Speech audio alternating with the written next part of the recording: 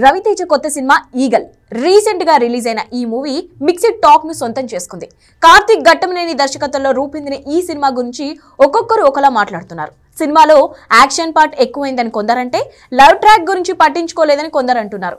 ఇలాంటి కామెంట్స్ వస్తున్న నేపథ్యంలో దర్శకుడు హరీష్ శంకర్ వాటిపై కౌంటర్ ఇచ్చాడు. టాక్ ఎలా ఉన్నా ఈ మాస్ యాక్షన్ డ్రామాగా వచ్చిన ఈ మూవీ 2 రోజుల్లోనే 20 కోట్లకు పైగా గ్రాస్ కలెక్ట్ చేసింది.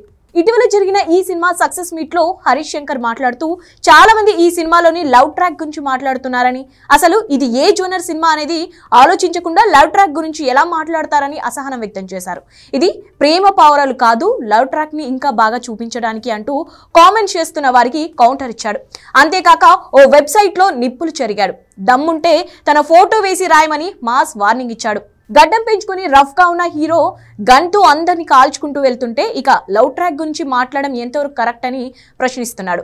డైరెక్టర్ కార్తిక్ గురించి తనకు బాగా తెలుసని, అతని టాలెంట్ పై ఉన్న నమ్మకంతోనే ఈ సినిమా గురించి తను మాట్లాడుతున్నానని స్పష్టం చేశాడు.